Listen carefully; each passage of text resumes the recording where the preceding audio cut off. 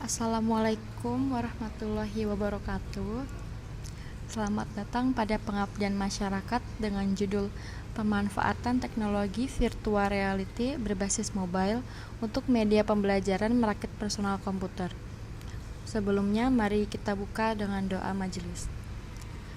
Alhamdulillahirabbil alamin wa bihi nasta'in wa ala umuri dunya wadin wassalatu wassalamu ala asrofil anbiya'i wa mursalin wa ala abdihi wa sahbihi ajmain amma ba'du. Untuk mempersingkat waktu, kita langsung ke pembahasan pertama kepada Ibu Atikah Mautiah Hilda MKom dengan judul Pengenalan Teknologi Virtual Reality atau VR dan pemanfaatannya dalam dunia pendidikan. Kepada Ibu Atikah dipersilahkan.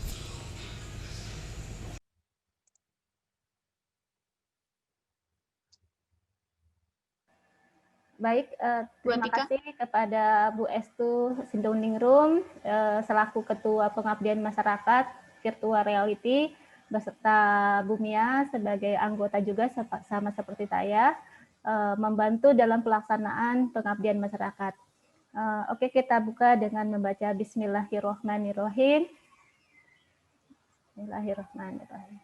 Wassalamu ala asrofil anbiya'i wal mursalin wa ala alihi wa sahbihi ajmain amma ba'du. Baik, saya sebagai pembicara pertama mengenai pengantar tentang virtual reality. Baik, mungkin kalian sudah sering mendengar tentang virtual reality. Virtual reality di lingkungan pada saat ini umumnya menyajikan pengalaman visual yang mungkin menjadi bahasan kalian di kemudian hari dalam penelitian. Ya, mungkin nanti dipaparkan oleh Bu Estu dan Bu Mia yang lebih signifikan. Nah, yang ditampilkan pada suatu layar komputer ya, jadi kita menampilkan stereoskopik, namun beberapa simulasi di sini mengikutsertakan tambahan informasi.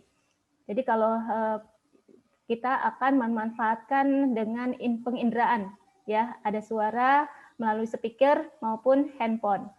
Nah, kalian mungkin sudah lihat ya, sering kita lihat di buku atau di toko yang Samsung misalkan itu kita bisa lihat tentang kerja virtual reality. Next, Bu Estu.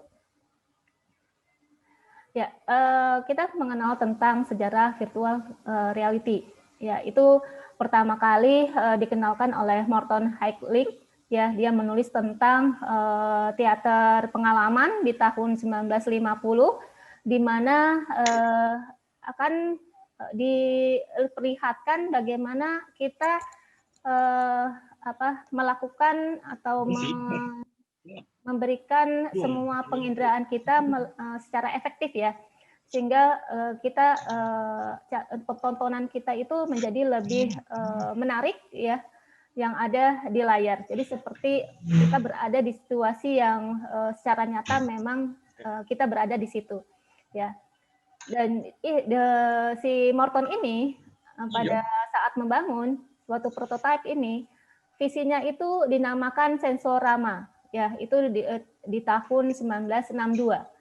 Ya, itu bersama 5 film pendeknya yang dipertunjukkan di mana dia itu melibatkan indera.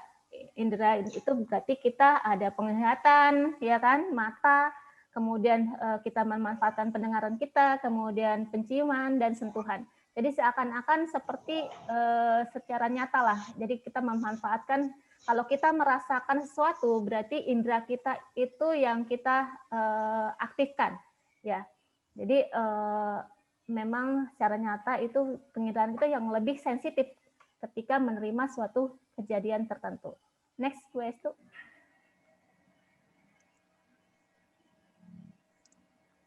Ya, mungkin pernah kalian, anak-anakku sebenarnya pernah melihat tentang virtual reality, tapi kita sebenarnya perlu juga mengetahui cara kerja virtual reality itu, ya.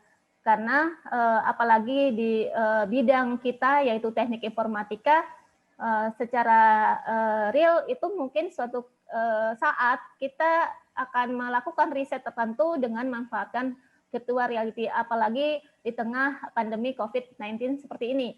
Ya, jadi kita bagaimana kita membuat sesuatu yang lain daripada yang lain dengan memanfaatkan seperti nyata adanya, ya kan, dengan memanfaatkan indera kita. Nah, berarti ada berapa tadi ya? Pendengaran, penglihatan, penciuman, sentuhan, ya kan? Jadi itulah yang keadaan yang sensitif. Jadi bagaimana cara kerja mesin tersebut? Ya, cara kerja sekilas ya, sekilasnya nanti mungkin kalian bisa aplikasikan secara nyata untuk virtual reality-nya.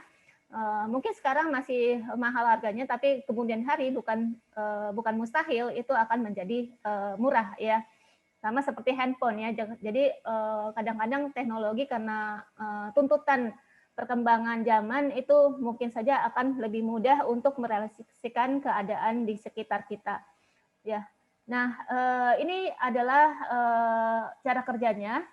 HD display ini adalah komponen satu ya, HD display yang di sini ini ditunjukkan di layar bisa tampak ya. Ini adalah komponen yang satu ini berfungsi sebagai monitor. Ya, jadi monitor atau display atau layar yang menampilkan proyeksi gambar 3 dimensi. Jadi bukan kalau kita perspektif 2 dimensi itu kan kayak lukisan, batik seperti itu ya. Jadi tampaknya hanya dua dimensi. Tapi ini lebih seperti apa ya? Seperti nyata adanya, berarti proyeksinya harus lebih ditambah. Ya, ini mampu untuk segala arah ya, jadi 3 dimensi. Dan di beberapa perangkat virtual reality seperti yang sudah dikenalkan oleh Samsung Reality Gear atau Google Cardboard, ini digunakan sebagai monitor adalah smartphone-nya. Ya, mungkin ada yang sudah punya ya atau belum, tapi secara jujur saya juga belum menggunakan ya. Tapi mungkin saja pada suatu saat saya melakukan pembelajaran itu mampu nih untuk menunjukkan cara kerja virtual reality itu sendiri.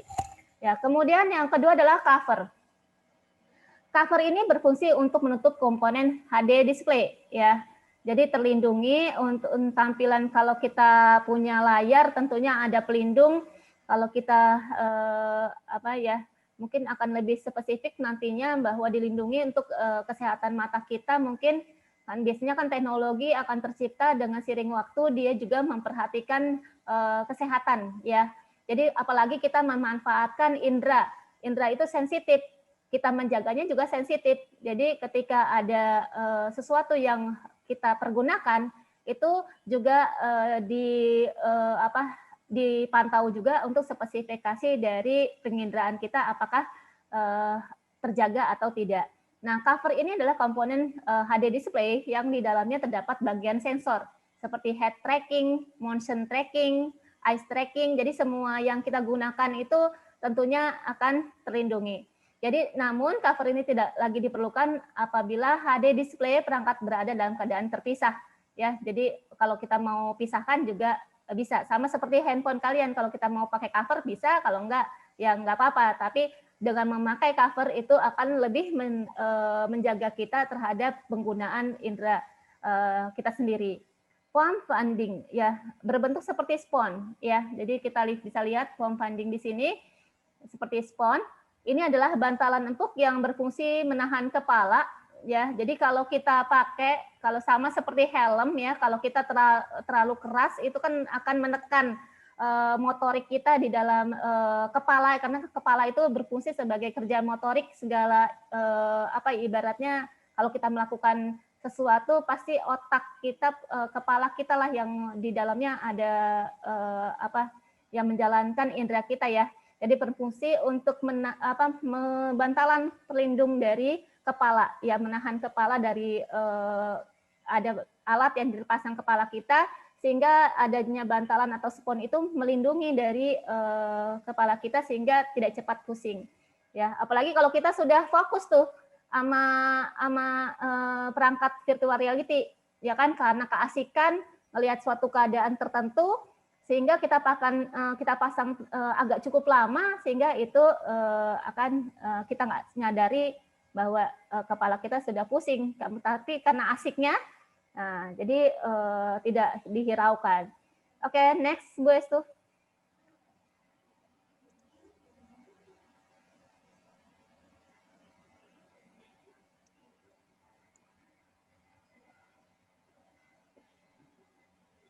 Sudah, Bu. Ya, next. Oke. Lensa bagian ini berupa lensa khusus yang bentuknya cembung. Lensa ini adalah biasanya untuk penggunaan mata ya. Jadi lensa. Jadi pada bagian ini jugalah sebagai objek yang terdapat pada smartphone yang diproyeksikan menjadi bentuk 3D dengan memposisikan dua gambar yang sama. Seperti saat mata kita menangkap cahaya atau pemandangan. Jadi kalau kita melihat sesuatu dengan bantuan lensa ini seakan-akan dia menyesuaikan dengan posisi yang diinginkan ya. Dial komponen yang satu ini kita bisa lihat dial ya. Ini komponen satu ini berfungsi untuk mengatur jarak penglihatan dari visual 3D dan VR ya. Nah, di sini ada display, move, back, and forth. Nah, circuit board ini bisa lihat di sini ya. Jadi ini yang kalau ini perangkat yang sangat sensitif ya. Ini pada Oculus Rift motherboard berisi prosesor ARM ya. Dan chip pengontrol LED pada Oculus Rift juga dilengkapi dengan feature adaptive reality tracker ya, yang berfungsi untuk magnetometer, crossscope, dan accelerometer. Nah, ini sirkuit ya, jadi papan sirkuitnya. Jadi elektriknya itu di sini. Jadi sama seperti kita di CPU kan ada chipnya ya, sirkuitnya yang mengatur segala perekaman-perekaman yang dibutuhkan untuk memvisualisasikan. Oke, next Bu Estu. Nah, ada beberapa istilah yang harus diketahui dalam VR. Nah, yang pertama adalah VR head-mounted mount device adalah sebutan untuk perangkat yang dipakai pengguna sebagai media. Ini adalah perangkat ya, perangkat pelindung kepala. Ya, perangkat pelindung kepala yang dipakai pengguna melihat dalam keadaan dunia VR. Ya, ini terdapat dua jenis ya. Yang pertama VR handset yang pelindung kepala, belum Bu Esti.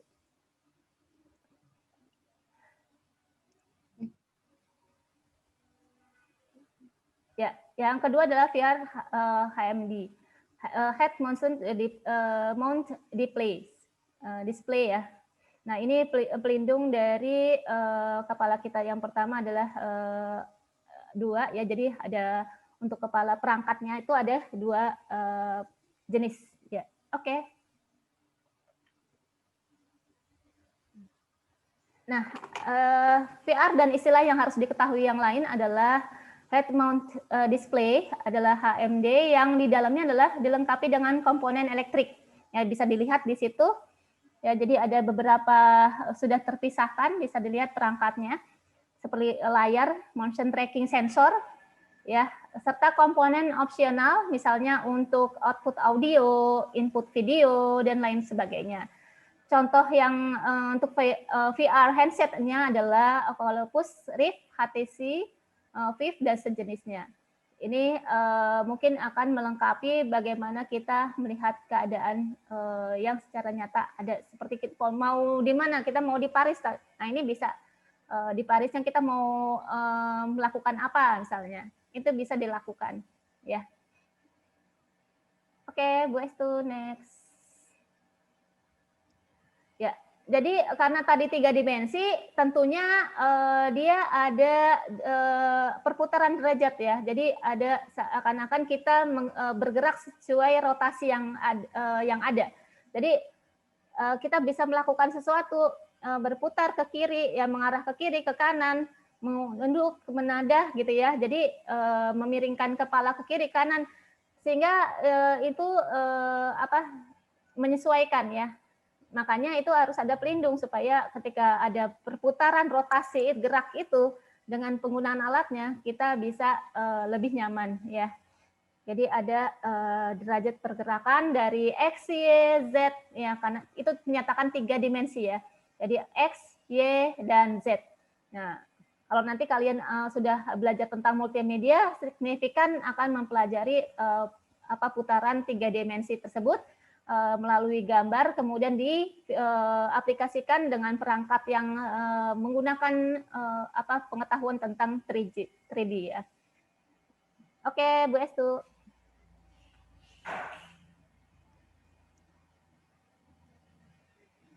Ya, jadi ketika kalian menggunakan virtual reality sebagai nanti pada suatu saat kalian melakukan penelitian, apalagi sekarang posisinya adalah sebagai pelajar ya, pelajar yang di tengah-tengah pandemi seperti ini, kemudian kalian akan menggunakan perangkat tersebut, tentunya harus dipahami bahwa perangkat tersebut manfaatkanlah dengan baik, tentunya untuk menunjang pembelajaran kalian ya. Jangan memanfaatkan suatu perangkat yang teknologinya tinggi tapi untuk hal yang lain yang negatif ya. Jadi saya rasa sebagai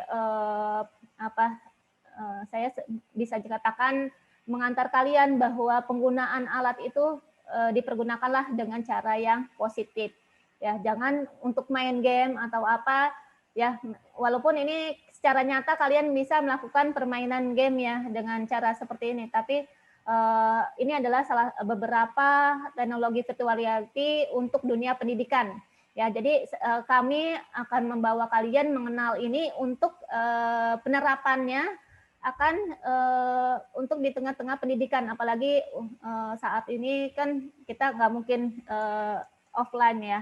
Jadi pasti kita melakukan pengantar pendidikan itu melalui virtual.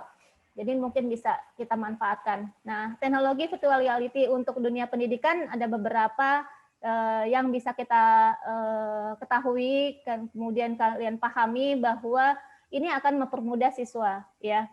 Ya, dengan teknologi VR dapat menghasilkan efek 3 dimensi tadi yang mampu memvisualisasikan sebuah benda secara nyata, karena benda tersebut akan memiliki panjang, lebar, dan tinggi tadi. Ya, hal tersebut dapat membuat siswa lebih memahami pelajaran yang diajarkan.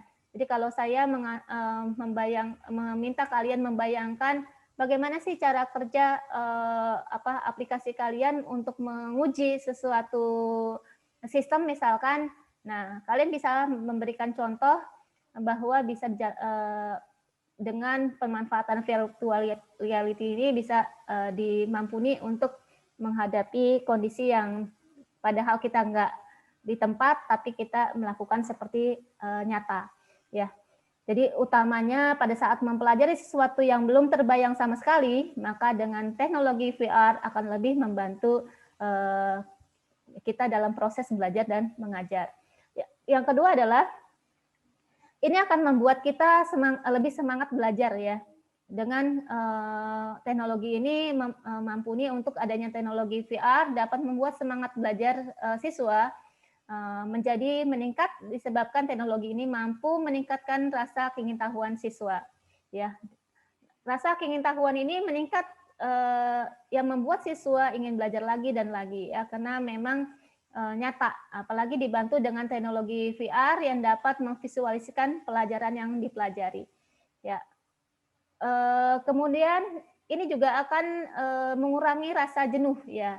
Mungkin seperti apanya nanti bisa dilihat pembicara berikutnya, bahwa ini akan membuktikan bahwa ketika adanya rasa jenuh pada saat belajar dengan teknologi ini, tentunya akan dimensi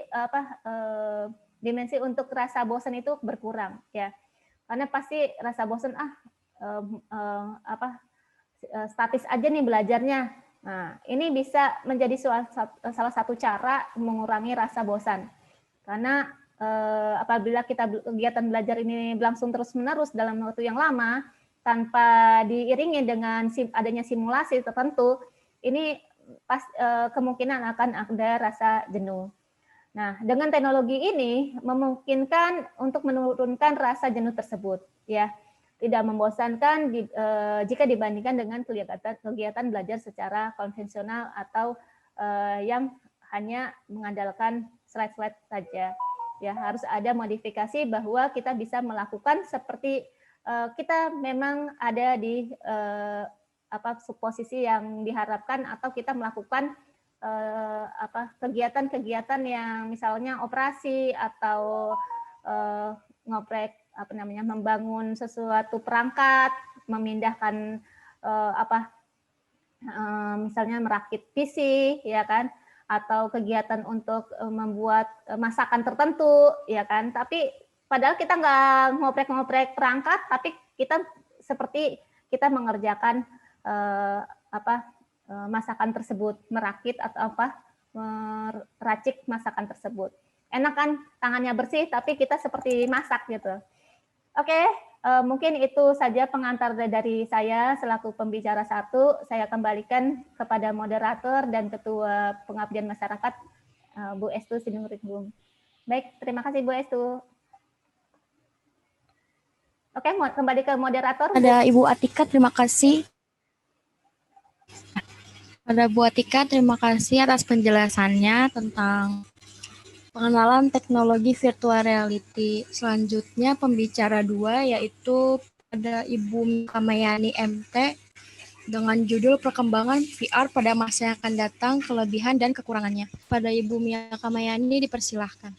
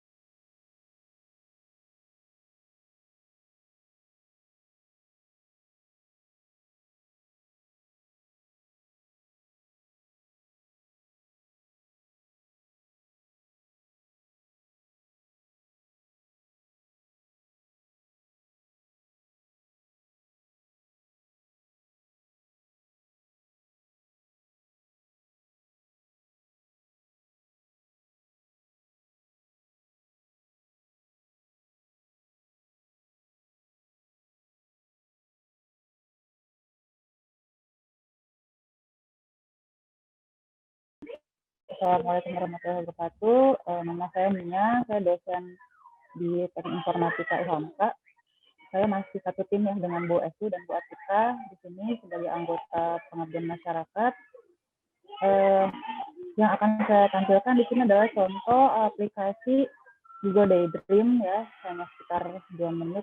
Ini udah belum Bu? Belum Bu, belum masuk ke WA.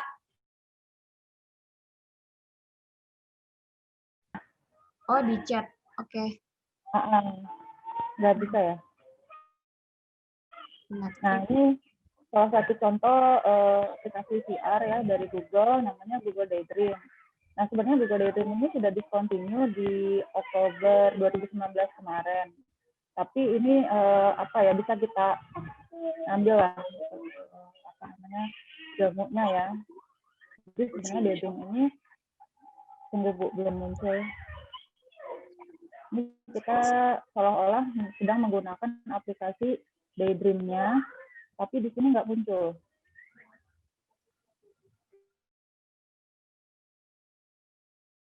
Bu,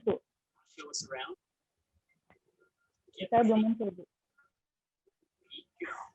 Masih gelap.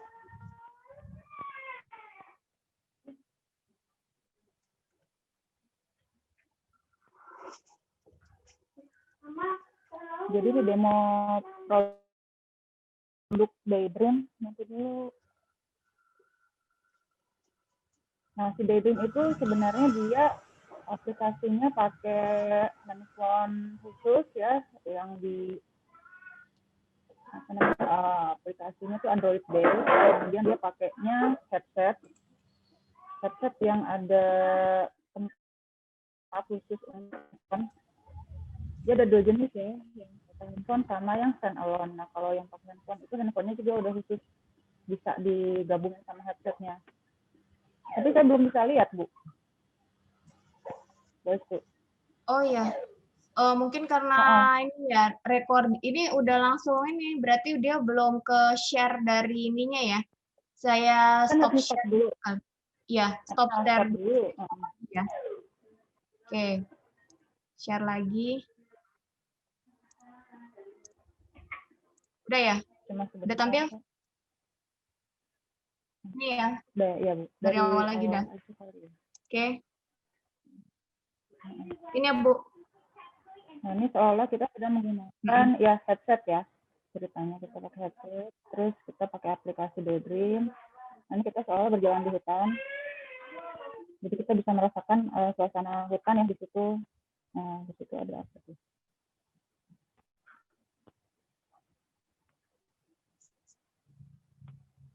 Laba-laba atau apa ya?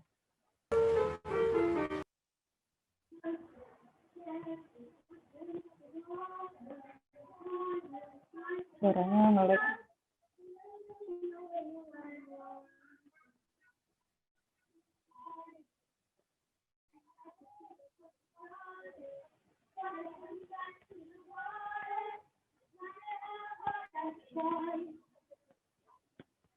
Ini jadi kalau kita ada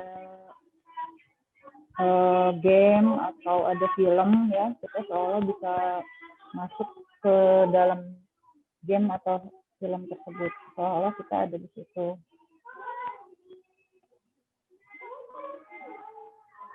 Jadi sebenarnya Google Daydream ini lebih ke aplikasi entertainment ya, hiburan.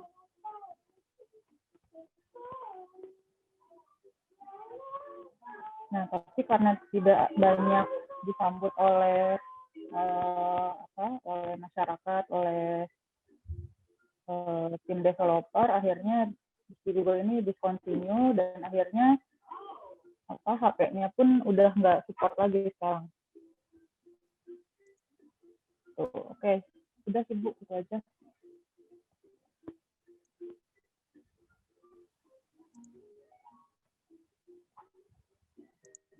Ke itu lagi Bu, kata lagi ya. Slide-nya lagi ya. Nah, walaupun ini udah discontinue, tapi kan bisa kita ambil ya.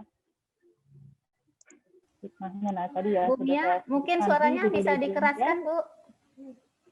Oke. Saya soalnya pakai headset nih. Kedengeran nggak? Bisa Ya, lebih kedengeran, kelihatan Bu. nggak? Iya. Tunggu ya, saya.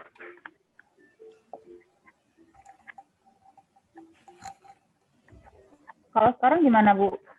Ya lebih kedengeran. Oke. Jadi kan tadi sudah dilihat ya demo Google Daydream.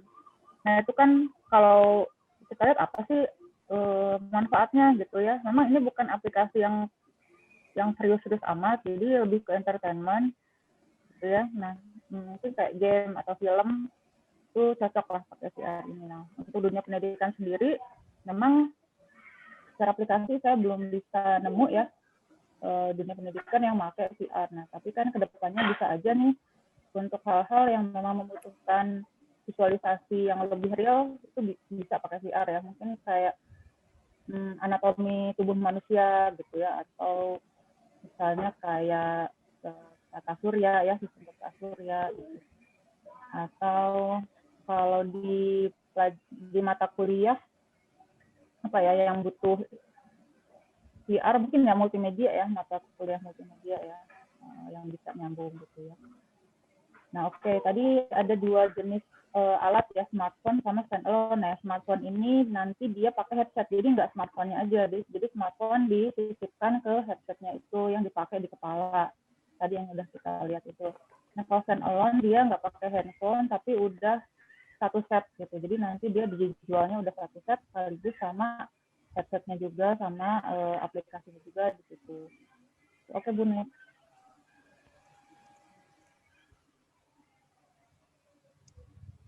Nah, tadi ya udah jelas ya, yang smartphone VR itu dia butuh headsetnya tetap ya. Jadi si handphonenya dimasukkan ke si headsetnya.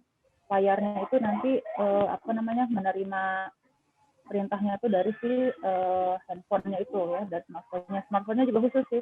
Jadi nggak semua smartphone bisa kompatibel di situ.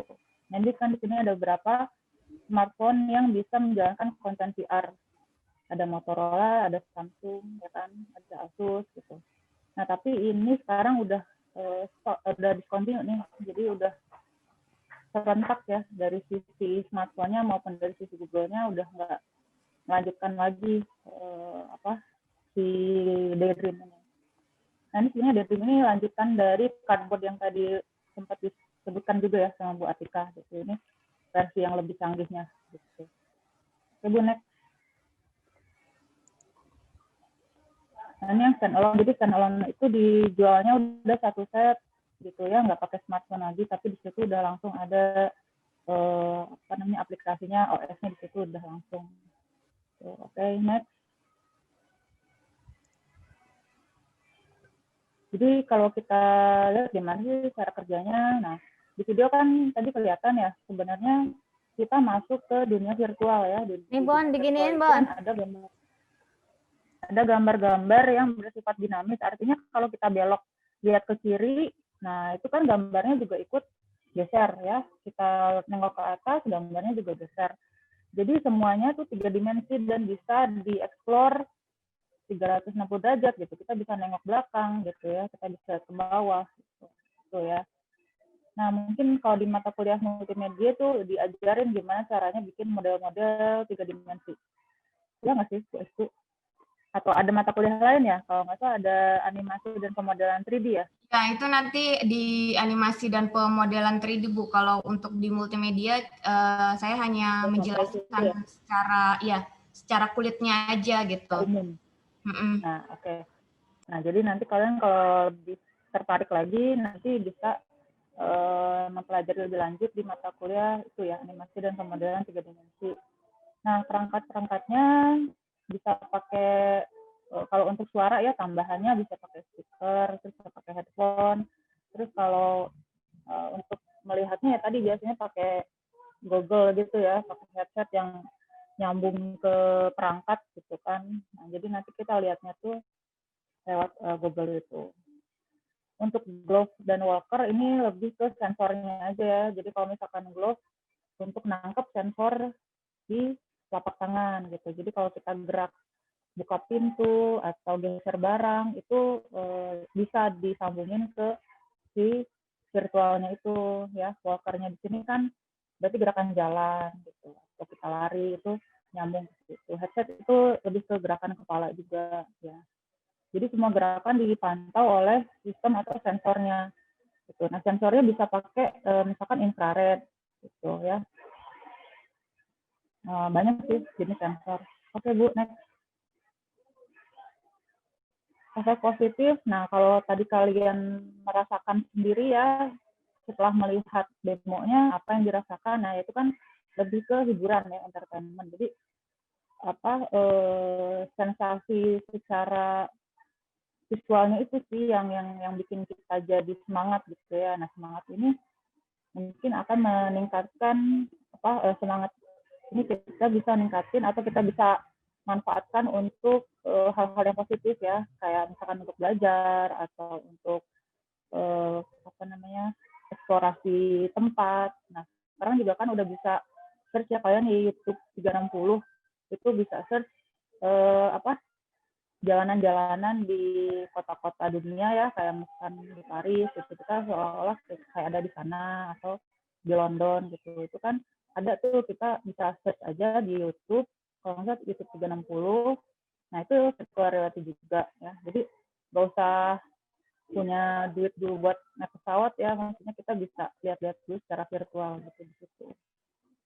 Nah, itu ya. Jadi ini membuka peluang atau wawasan kita ya terhadap hal-hal yang tidak bisa kita lihat secara fisik gitu. Oke, next.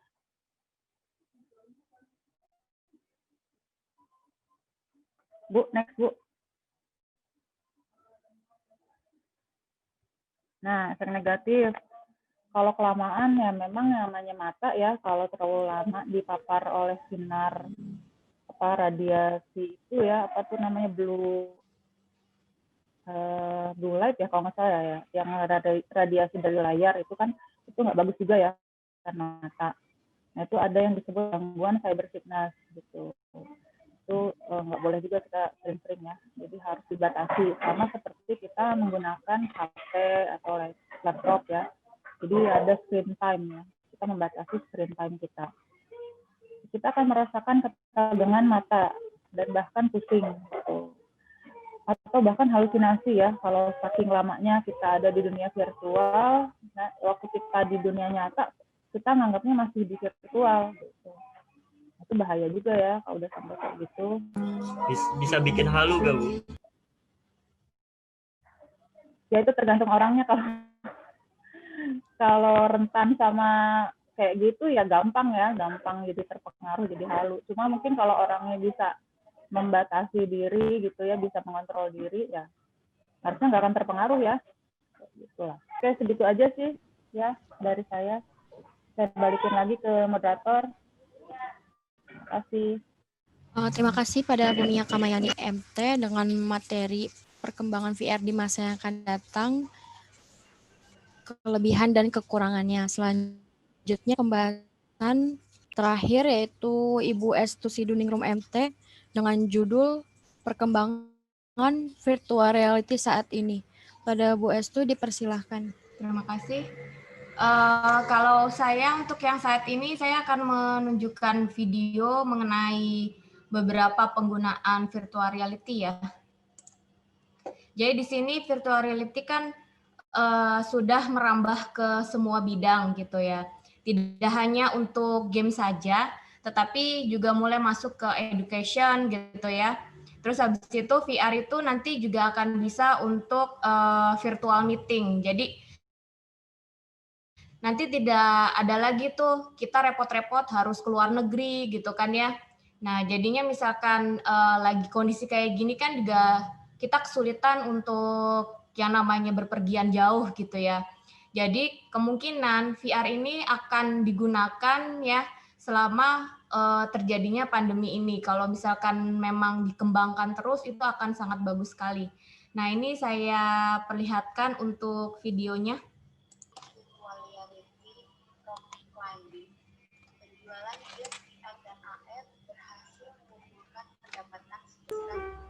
Cuman di saya videonya kurang lancar, Bu.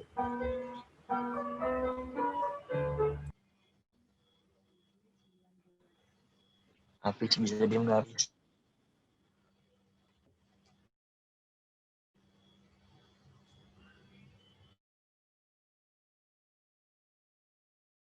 Merupakan penggunaan virtual reality dengan 2016, HTC merilis sebuah perangkat yang dinamakan HTC Vive String VR headset.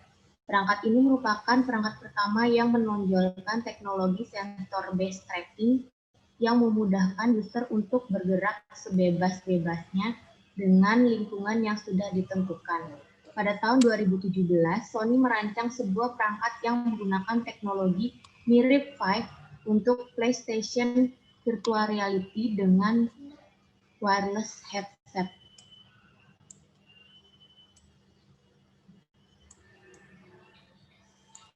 Nah ini kalau dilihat kita seolah-olah di dunia nyata ya, padahal ini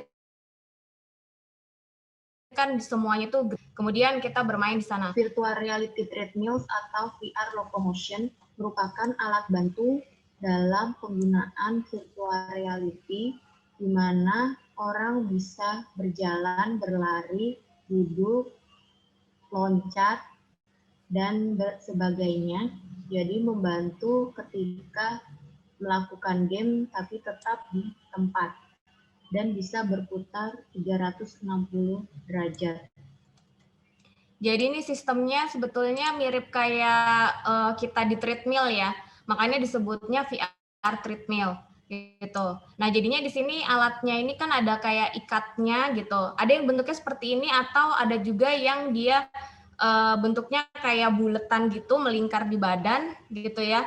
Terus nanti kita mau jalan-jalan itu tetap di tempat gitu kan. Kalau misalkan sekarang nih kayak sekarang kita mau pakai VR itu kan pakai VR box seperti ini ya. Itu jadi kesannya kita pakai terus kita jalan itu bisa nubruk gitu ya, karena kan kita nggak tahu depan kita posisinya siapa gitu. Nah makanya alat ini digunakan supaya menjaga orang yang bermain game gitu kan, ataupun sedang menggunakan VR ini.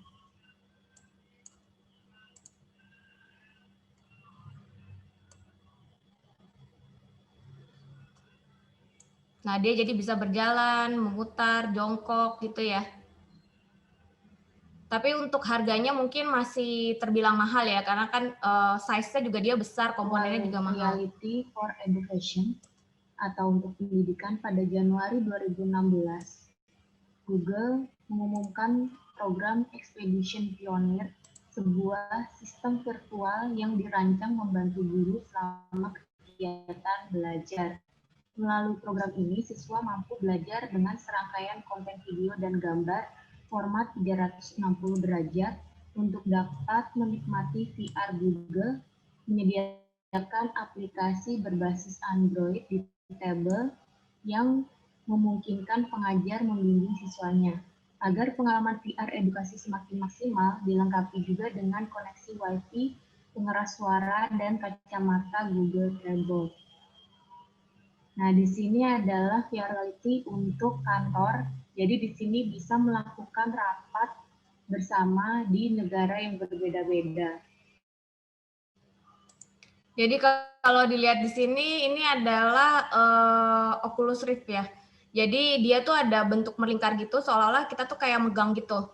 Ya, jadi kan kalau dulu menggunakan glove gitu. Nah, glove itu kan dirasa oleh pengguna itu dia tuh panas. Ya sama aja kayak kita pakai sarung tangan kan nggak tahan lama ya gitu, pasti berkeringat dan sebagainya. Akhirnya mereka berevolusi dengan membuat dia bentuknya seperti lingkaran atau ada tergantung ininya ya, tipenya ya. Kalau yang satunya lagi itu, yang si Vive itu dia bentuknya agak tidak ada lingkarannya, tapi dia bentuknya tuh hanya panjang gitu kayak stick gitu. Nah, tapi kalau si Oculus Rift tuh bedanya dia ada buletannya gitu, ya. Jadi di sini dengan virtual reality jadi kalau ada lagi masalah jarak antar benua atau antar negara. Nah, jadi kalau dilihat di sini ya, jadi ini kan seolah-olah yang perempuan yang tadi berdiri itu dia lagi melakukan presentasi gitu. Nah, kemudian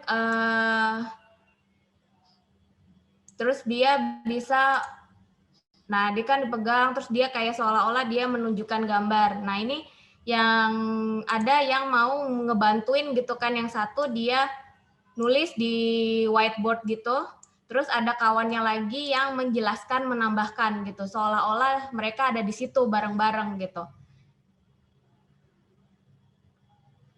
Nah jadi nanti kalau kalian tertarik dengan virtual reality ini, itu memang selain kita memikirkan bagaimana kondisi real, terus dimasukin, ibaratnya dimasukkan ke dalam ini ya VR-nya gitu, kita juga harus memikirkan avatarnya gitu. Jadi bentuk orangnya itu juga ya mungkin nggak harus mirip-mirip banget gitu ya, tapi kan setidaknya memproyeksikan wajah gitu kan dari penggunanya.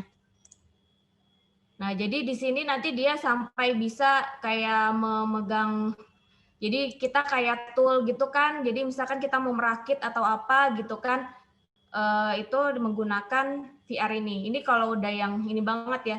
Nah, di sini mungkin kalau penggunaan VR ini, kalau misalkan wifi-nya itu tidak bagus gitu, nah itu akan terjadi lag gitu ya.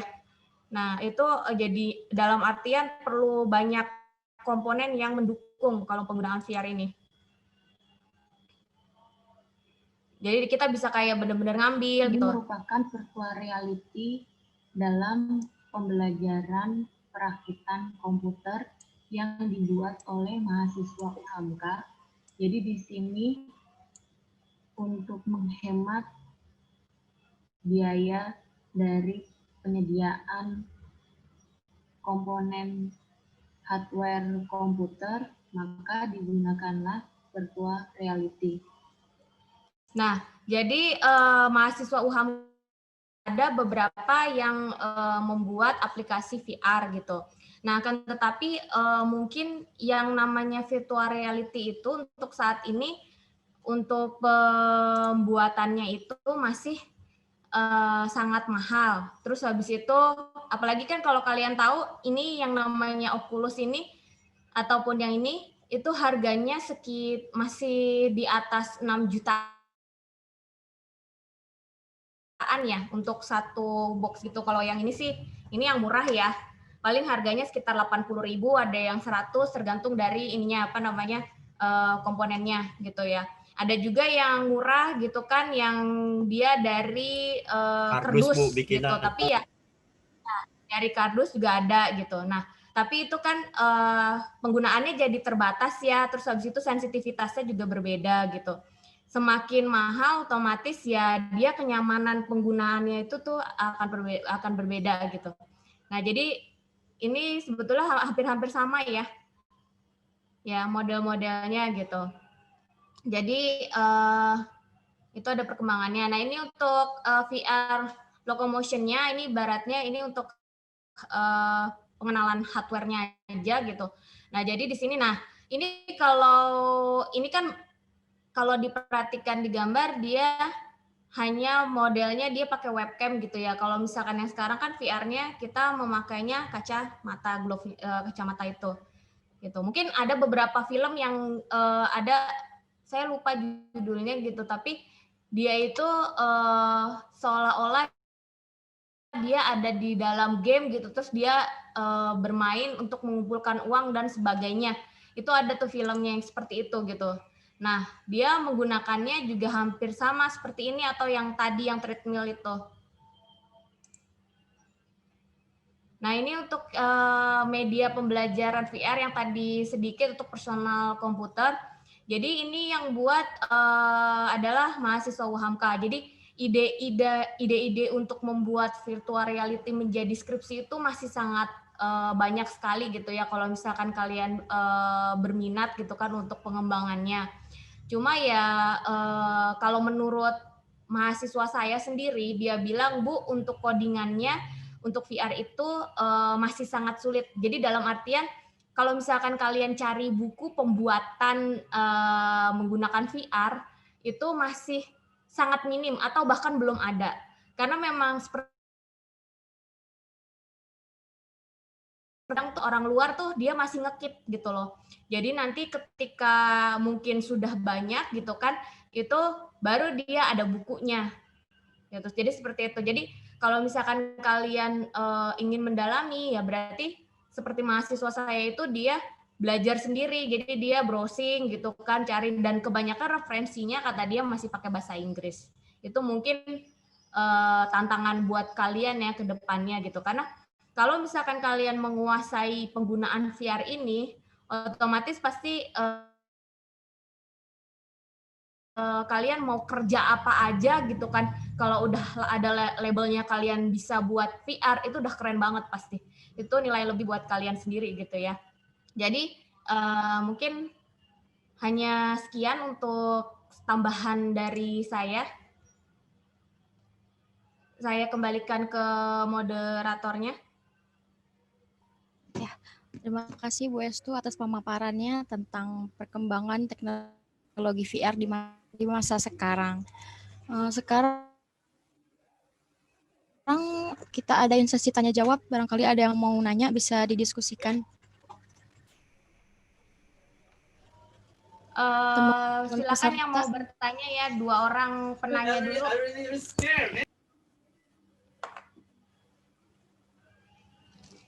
Mungkin ada yang tertarik untuk bikin VR gitu kan ya, atau ada ide gitu boleh disampaikan gitu kan. Kalau yang masih semester ya silakan sebut nama ya. Nama saya Hafiz, Bu.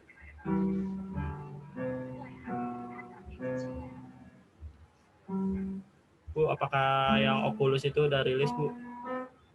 Oculus udah rilis, udah. Setahu saya sudah ada.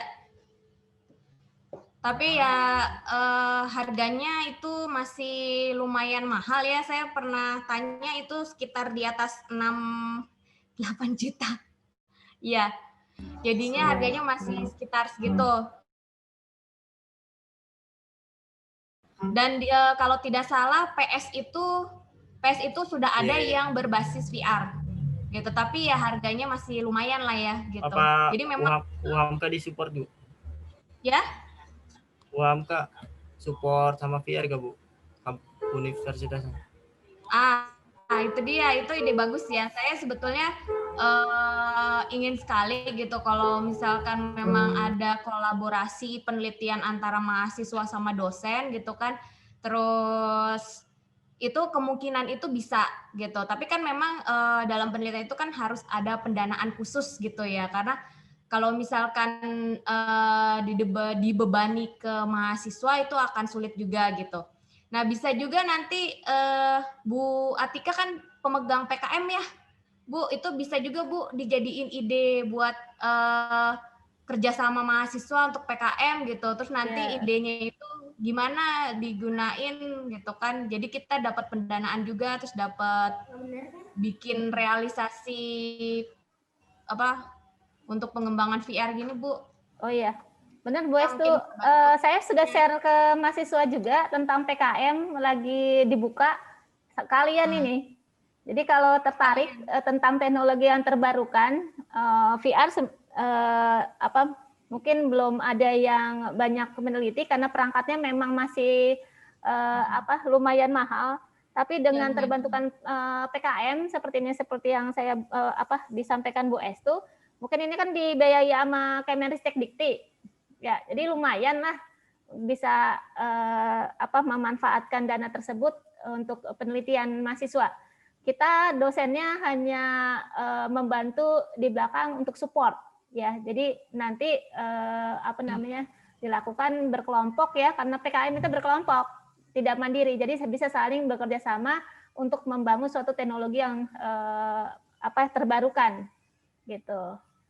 Itu biasanya kalau PKM berapa orang Bu? Biar mahasiswa tahu Bu. Ada tergantung skemanya. Ada yang 5, ada yang 3. Nanti kalau misalnya tertarik bisa saya share apakah sudah ada buku pedoman yang terbaru. Tapi yang sekarang akan ada pelaksanaan BIMTEK. Itu sudah saya share Zoom-nya. Jadi bisa BIMTEK untuk pelaksanaan PKM. Jadi nanti trik-trik khusus untuk bisa lolos dokumen, terutama dokumentasi. Yang pertama dokumen awal. Nanti kalau dokumen awal udah lolos, baru tingkatnya masuk lebih lanjut. Ya. Seperti itu. Ya Bu Estu. Tuh, jadi ini jadi info juga ya buat mahasiswa. Nah, ini juga tidak hanya untuk mahasiswa semester atas ya Bu ya. Semester 1 pun misalkan kalian sudah tertarik gitu kan, terus ingin mencoba, ada ide-ide yang brilian gitu kan. Oh Bu, saya kayaknya pengen coba bikin ini nih gitu kan. Nah, itu jangan di-keep aja gitu. Nah, nanti jangan takut juga Bu, nanti berarti saya harus ngerjain sendiri gitu. Ya enggak, kan nanti berkelompok ya Bu ya. Berkelompok gitu. Memang betul untuk PKM sendiri memang lebih bisa diterima kalau memang angkatannya bervariatif. Jadi bukan semuanya kelompoknya ada 5 gitu, terusnya 5-5-nya satu semester, enggak. Jadi kalau bisa bervariatif, karena masing-masing punya bidang keahlian yang tingkatannya lebih tinggi, seperti itu. Itu yang biasanya yang lolos malah yang bervariatif. Kalau yang sama malah kadang-kadang tidak lolos. Ya, kemungkinan lolosnya sedikit. Iya. Jadi nanti gitu ya mahasiswa ya. Jadi kalau misalkan nih ada kakak kelasnya gitu semester 7 gitu kan. Nah, itu misalkan ada ide, nah ajak jangan hanya semester 7 aja gitu. Kalau perlu ajak semester 1 gitu kan, semester 3 gitu ya Bu ya. Iya. Jadi semester kan kemampuannya mungkin meskipun dia semester 1 tapi dia dari SMK. Ya, jadi misalkan semester 1 tapi dia dari SMK multimedia gitu, basic codingnya bagus gitu ya. Kan itu berarti bisa mensupport juga gitu. Ada lagi yang mau bertanya? Jawabannya cukup memuaskan tidak atau mau bertanya lagi?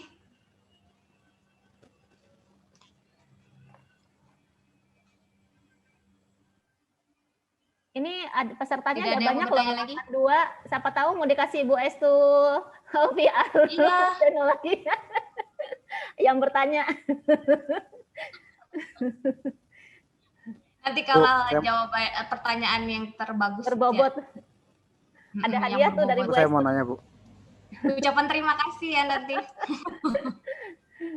Ya, Ada yang baik. tanya tuh. Yang Pertanyaan tuh. Saya Giovanni Nugroho ya. ingin bertanya, apa VR untuk sekarang di Indonesia bisa dipakai untuk media pembelajaran seperti yang di luar negeri macam itu, Bu? Itu ada yang dibeli mahasiswa TI. Pakai penelitian tuh. Iya, ini Hamka sendiri ya.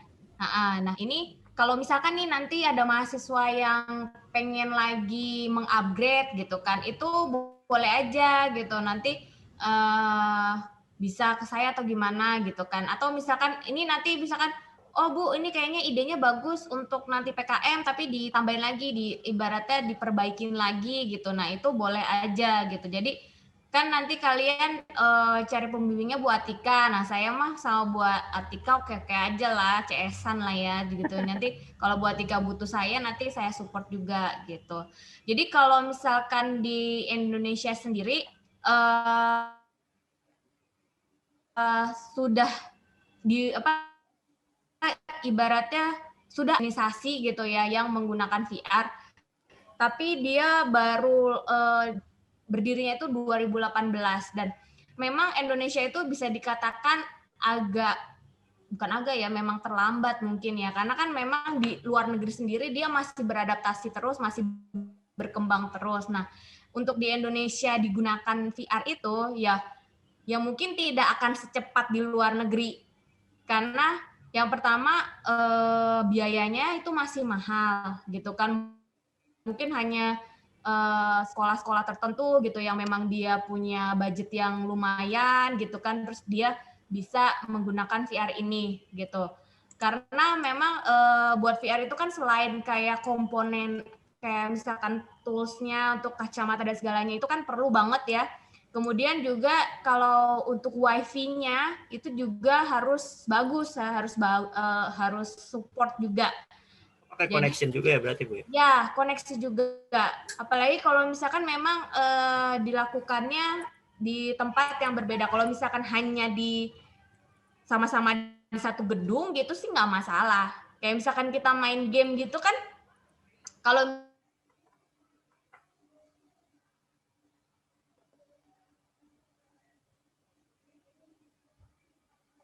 misalkan gamenya nggak online, kayak meeting tadi gitu. Wifi ya, meeting segala macam itu wifi harus support gitu. Sama lah kayak game online lah ibaratnya gitu. Tapi itu kayaknya enak banget itu Bu.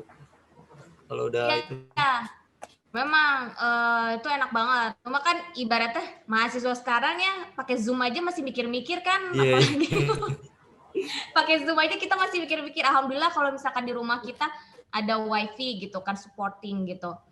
Nah, kalau misalkan belum ya itu kendalanya itu kalau di Indonesia di ini itu masih sangat sulit gitu. Apalagi sekarang ini kalau dilihat kita krismon seluruh dunia ini ya, pandemi ini. Ya, jadi dalam artian ya kita masih bisa hidup dan masih bernyawa aja udah syukur alhamdulillah gitu kan. Jadi mudah-mudahan setelah pandemi ini berakhir dan kalian benar-benar tertarik dengan VR itu bisa belajar dari sekarang gitu. Setidaknya nanti misalkan memang tertarik ikut PKM itu bisa mengasah sambil mengasah sih ya gitu kan, mengasah kemampuan kalian gitu kan. Terus nanti dengar-dengar Bu kalau PKM lolos itu skripsi bebas ya Bu ya? Iya, betul. Tuh. Buat yang semester 1 tuh, apalagi yang semester yang udah semester 5, semester 7. Ada grade-nya kalau masuk jurnal. Gimana Bu? Bebas skripsi. Ada ininya, ada bedanya. Ada perbedaannya. Bebas skripsi dan PKM itu syaratnya apa kalau aja Bu? masih kuliah BOP, beasiswa BOP kalau nggak salah. Tuh, mantap. BOP itu gratis kalau menang di PKM. Kalau PKM masuk itu jurnal, syaratnya kalau apa ya, Bu? yang semester akhir mau mendekati skripsi, itu skripsinya bebas. Nanti untuk syarat untuk PKM boleh langsung menghubungi ke Bu Atika. Nanti boleh nanya langsung ke Bu Atika, gimana cara-caranya nanti di-share sama Bu Atika ya. Yang semester 3 udah saya share, yang semester 1 belum. Oh, nanti yang semester 1 kalau tertarik tuh bisa kolaps bareng ya gitu. Jadi kolapsnya jangan TikTokan aja gitu kan. Mendingan kita sharingnya ini ya kayak yang bermanfaat seperti ini ya. Oke, ada lagi yang mau bertanya? PKM itu gabung ya Bu dari teknik elektro apa satu-satu gitu Bu? Jadi Buat saya jawab ya Bu. Digabung.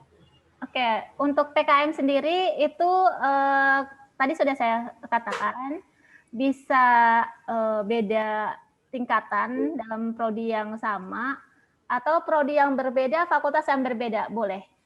Karena ini kan kegiatan dari mahasiswa. Jadi jatuhnya kalau misalnya kolaborasi dengan prodi yang lain dari fakultas yang lain itu mungkin akan berbeda juga. Tapi tentunya harus ketuanya siapa, misalnya ketuanya dari teknik informatika, tentunya kajiannya tentang pokok dari materi di informatika gitu. Jadi yang dari prodi yang lain yang berbeda itu hanya menjadi support gitu. Jadi yang berkenaan dengan penelitian, terusnya dia pakai keilmuan ekonomi misalnya, itu bisa jadi sebagai anggota ya. Kalau misalnya dia ketuanya ekonomi, kalian adalah TI-nya, ya berarti pokok permasalahan tentang ekonomi. Tapi itu akan berbeda poinnya. Saya harap sih ya Bu Mia ya, mahasiswa TI yang ini yang jadi ketua, bukan dari prodi yang lain, karena memang akan berbeda untuk penilaian akreditasi juga. Nah, itu Bu Mia nanti yang repot untuk kalau merasa terbantukan ya. Kalau repot berarti kalau nggak ada mahasiswa yang TI yang nggak aktif kan, penilaian TI sendiri akreditasinya akan berkurang. Jadi poin untuk akreditasi sendiri menyangkut mahasiswa, dosen, dan sebagainya. Berkaitan juga dengan penelitian. Kalau penelitian mahasiswanya itu udah go internasional, tentunya poin itu akan bermanfaat untuk diri kalian sendiri, kemudian dari prodinya gitu. Jadi pastinya lebih bermanfaat untuk dirinya sendiri dulu ya kan. Nanti poin yang lainnya berguna untuk prodi yang kalian posisinya sekarang berada gitu.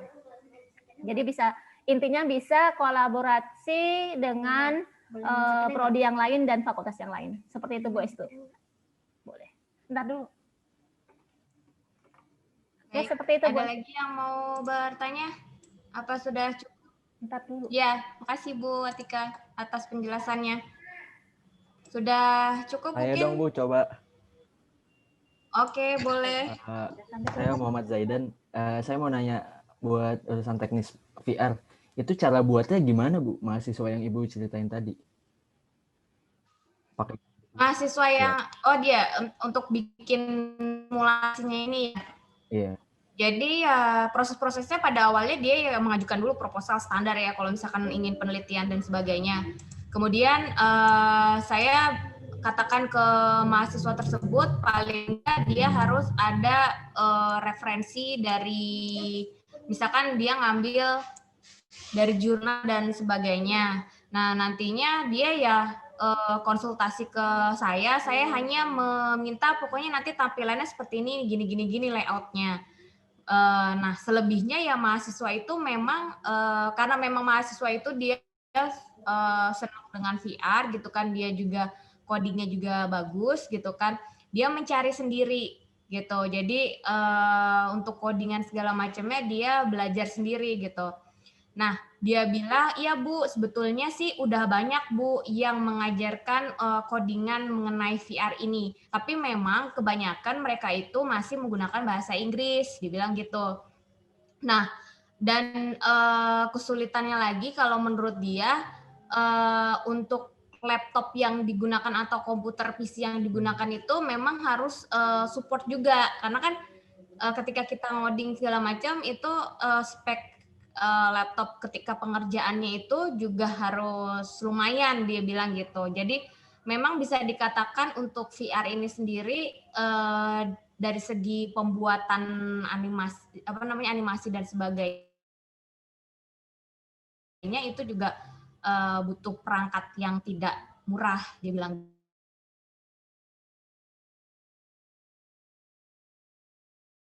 Yang mau ngambil VR, saya tuh udah sempet loh ya, saya menyediakan satu PC gitu kan, yang nantinya mahasiswa itu boleh menggunakan PC saya itu khusus gitu kan, iSaver loh ya gitu, tapi harus dikerjakannya di kampus memang. Nah, berhubung lagi pandemi ini, akhirnya komputer PC-nya itu saya bawa ke rumah saya gitu. Jadi kalau misalkan sebetulnya saya mensupport sekali dan senang sekali kalau misalkan ada mahasiswa yang tertarik dengan VR terus pengen gitu kan, itu saya support kalau memang bisa. Nah nanti kalau misalkan dia dapat PKM, nah itu akan saya usahakan deh, saya bimbing gitu kan. Kalau misalkan memang dia, yang penting basic untuk codingnya, misalkan C++ ataupun Java-nya dia logikanya masuk gitu, algoritmanya udah mateng, itu sebetulnya mau pakai bahasa pemrograman apa aja sebetulnya kan tinggal dipoles lah, seperti yang saya sudah katakan ke mahasiswa Alpro saya gitu yang semester 1 gitu kan. Jadi jangan takut, Bu, saya codingannya cuma bisa C++ loh. Kalau udah jago C++ itu udah nilai plus kalau buat saya gitu kan. Jadi seperti itu ya. Jadi dia mungkin cari juga referensinya gitu kan, gambarnya gitu kan. Itu ibaratnya sambil berjalan memang. Jadi kalau misalkan memang kalian tertarik dari sekarang memang sudah mulai searching tuh cara ininya, codingnya. Nah, nanti kalau misalkan memang butuh bantuan, nanti mahasiswa yang buat aplikasi ini kalau memang kalian emang mau belajar gitu, minta ajarin dapat situsnya dari mana sih Kak gitu kan, itu nanti saya kasih nomornya gitu. Dia anaknya baik kok gitu.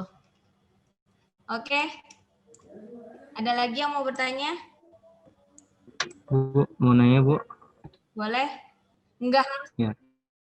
i7, pokoknya yang penting RAM-nya sih. RAM-nya yang harus besar. Dia bilang. Dia pakainya juga i3 tapi RAM-nya lumayan, dia bilang. Gitu. Jadi RAM-nya Berapa jangan Ibu kalau RAM-nya? RAM-nya dia bilang sekitar 16 ke atas. Gitu. Kalau untuk grafik drivernya Bu gimana? Untuk apanya? Grafik driver. Grafik driver. Oh enggak, itu enggak terlalu Maaf, ini grafik banget. card maksudnya. Buat ininya kan VGA-nya ya? Iya Bu, ya. Ya, kalau untuk VGA-nya dia bilang tergantung, kalau gini ya, kelas ya. Kalau misalkan untuk VGA itu kan tergantung kita mau seberapa tajam kan kualitas gambar. Kalau misalkan diperhatikan di sini kan dia pakai grafiknya itu tidak yang buat game yang memang yang high tech banget ya gitu, yang emang warnanya itu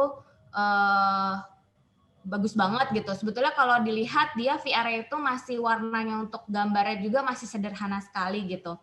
Nah, jadi untuk skripsi atau misalkan ini sebetulnya dosen itu tidak mengharuskan yang memang yang keren banget, karena kan untuk anak teknik informatika sendiri kan bukan anak DKV ya, beda ya. DKV itu kan dia lebih ke desain grafis ya, desain grafis visual gitu kan.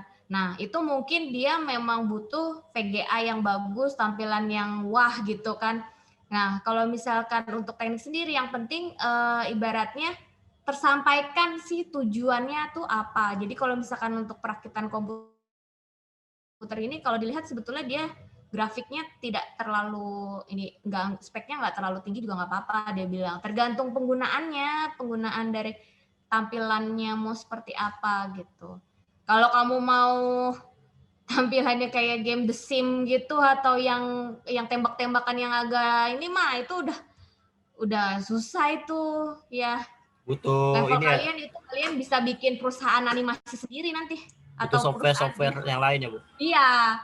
Jadi gini ya Class, jangan terus kalian ekspektasinya terlalu wah juga, enggak juga. Jadi dalam artian disesuaikan dengan budget sama apa namanya ini kalian gitu loh, apa yang kalian punya gitu. Jadi enggak yang harus wah banget gitu juga enggak. Tapi memang paling enggak RAM-nya sih yang tinggi sih kalau menurut dia gitu. Jadi seperti itu. Ada lagi? Kayaknya mulai panas. Ya, Ibu. Terima kasih, atau Bu. emang udaranya panas ya? Oke. Bu, Ada lagi saya Bu. pertanyaan? Ya, Boleh. saya Khairunisa mau bertanya untuk waktu pembuatan VR untuk pembelajaran ini kira-kira seberapa lama ya, Bu? Iya, pembuatannya. Waktu pembuatannya. Kalau itu sih tergantung dari mahasiswanya, dia mood-moodnya ya. Kalau misalkan moodnya jelek ya nggak selesai-selesai. Jadi kalau dia sendiri ya setahu saya gitu. Jadinya kalau dia itu lulusnya itu on time.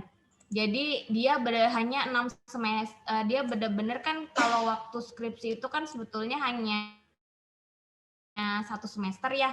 Untuk yang benar-benar skripsi yang real itu adalah 1 semester dan dia hanya 1 semester dia selesai gitu, termasuk penulisannya gitu. Jadi itu tergantung dari pribadi kalian sendiri sih, keinginan kalian untuk belajarnya seperti apa ya. Kalau misalkan mood hari ini belajar terus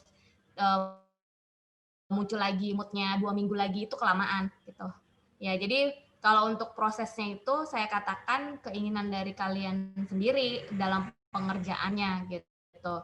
Yang penting konsepnya, jadi gini ya kelas, sebetulnya kalau bisa dikatakan untuk VR yang ini tuh saya bilang masih sederhana. Itu kalau saya ngebandingin dengan VR yang ada sekarang ini ya. Tapi kalau buat saya pribadi udah nilai plus gitu kan udah. Dan dia alhamdulillah sih skripsinya anak ini dapat A gitu, karena memang dianggap dia sudah bisa mengimplementasikan gitu kan, membuat gitu kan sesuatu hal yang baru gitu. Nah, untuk VR sendiri kalau misalkan kalian nggak kebanyakan sih, ada beberapa mahasiswa saya yang ambil VR itu memang nilainya lumayan sih gitu, karena memang bisa dikatakan VR itu masih susah gitu. Masih ilmu yang berkembang lah gitu ya. Oke, Kak Irunisa, ada lagi yang lain? Ya, sudah puas? makasih. Ya. Ada lagi yang mau bertanya yang lainnya? Sudah cukup waktunya nih sepertinya ya, atau ada mau yang bertanya lagi? Kalau tidak, saya sudahi mungkin untuk sesi tanya jawab ini. Atau nanti kalau misalkan pertanyaannya di pending boleh ya. Nanti kalau misalkan mau di mata kuliah saya juga boleh, nanti bagi yang anak multimedia ya. Siapa? Oke, kalau gitu saya sudahi, saya kembalikan ke moderatornya. Terima kasih Bu Estu.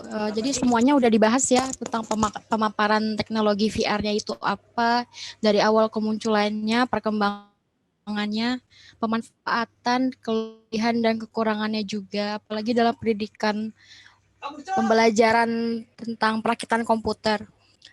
Kami mohon maaf apabila ada kekurangan dan kesalahan. Semoga menjadi informasi dan yang bermanfaat.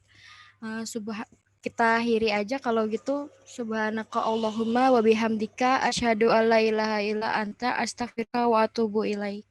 Terima kasih. Wassalamualaikum warahmatullahi wabarakatuh. Waalaikumsalam Waalaikumsalam warahmatullahi wabarakatuh. Warahmatullahi wabarakatuh.